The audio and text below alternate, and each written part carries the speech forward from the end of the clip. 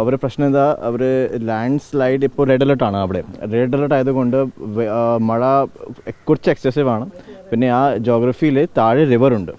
So ഒരു കുറച്ച് ഒരു സോയിൽ റിമൂവൽ ആകുമ്പോൾ ഒരുപാട് മണ്ണ് റിവറിലേക്ക് പോയി. സോ നമുക്ക് കുറച്ച് സംശയമുണ്ട്, അവരെ കുറച്ച് ബോഡീസും റിവറിലേക്ക് പോസിബിൾ ആണ്. അതാണ് അവരുടെ ഇൻപുട്ട്. പിന്നെ ഉള്ളത് ഇപ്പോൾ റെസ്ക്യൂ ഓപ്പറേഷൻ അവർ ഫുൾ ഫ്ലോസിലാണ്. 20 വണ്ടി, പിന്നെ 2 NDRF ടീമുണ്ട്. നമുക്ക് നേരിട്ട് കോർഡിനേഷൻ ഉണ്ട്. ജില്ലാ കളക്ടർ ടു ജില്ലാ കളക്ടർ ഉണ്ട്. പിന്നെ സ്റ്റേറ്റ് ലെവൽ നമുക്ക് ഡിസ്കഷൻ ഉണ്ട്. ബഹുമാനപ്പെട്ട മുഖ്യമന്ത്രിയും മന്ത്രിയും എല്ലാവരും ആ സ്റ്റേറ്റ് ഗവൺമെൻറ്റിൽ സംസാരിച്ചിട്ട് നമുക്കറിയാൻ പറ്റും. പക്ഷേ ഇപ്പോൾ ക്ലിയർ കൺഫർമേഷൻ അവർ കിട്ടിയിട്ടില്ല. കാരണം കുറച്ച് ബോഡീസ് അവർ റിക്കവർ ചെയ്തു, പക്ഷേ ബോഡീസിൻ്റെ ഐഡൻറ്റിഫിക്കേഷൻ ഇപ്പോൾ ചെയ്യാൻ പറ്റത്തില്ല. തമിഴ്നാട്ടിലെ ആളുണ്ടായിരുന്നു, കേരളയിലെ ആളുണ്ട്, പിന്നെ കുറച്ച് വേറെ ലോക്കൽ ആളുണ്ട്.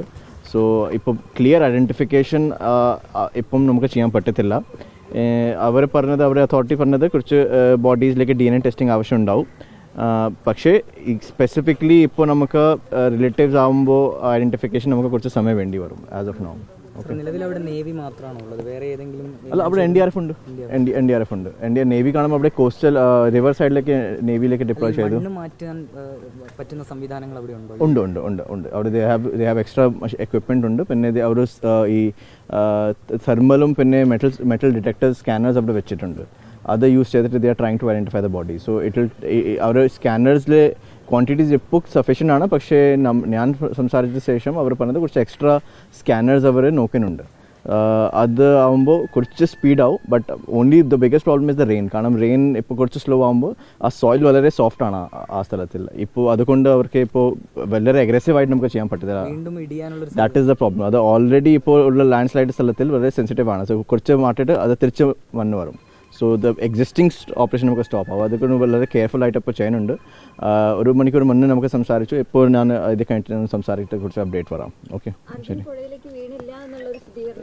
അത് പോസിബിലിറ്റിയാണ്, പക്ഷെ നമുക്ക് ഇപ്പോൾ പറയാൻ പറ്റത്തില്ല. മേ ബി അത് ഉണ്ടായിരുന്നു, അല്ലെങ്കിൽ അവർ ലോറി എവിടെയാണ്, അത് എക്സാക്ട്ലി ഏത് ലോറിയാണ് അത് നമുക്ക് ഇപ്പോൾ അറിയില്ല. അവിടെ ലോറി ഐഡൻറ്റിഫൈ ചെയ്തിട്ടില്ല. പക്ഷേ ഡെഫിനറ്റ്ലി അവരുടെ അതോറിറ്റീസ് പറഞ്ഞത് there is a possibility that the bodies have gone to the river. അതുണ്ട്.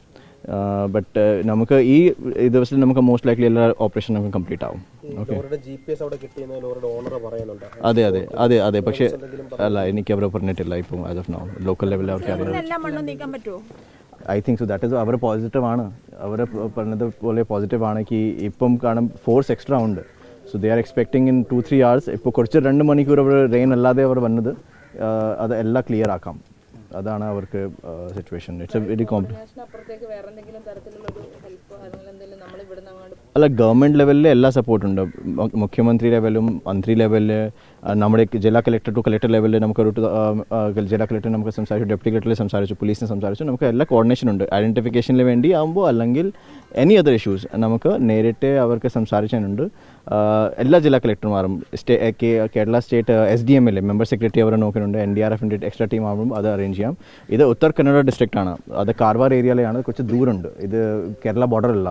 It is almost on the border of Goa and Maharashtra. So അത് എക്സാക്ട്ലി ഇപ്പം നമുക്ക് ഒഫീഷ്യലായിട്ട് അവർ ഡിക്ലെയർ ചെയ്യാൻ പറ്റത്തില്ല. Will get some more clarity as more and more bodies are recovered. Okay, ശരി.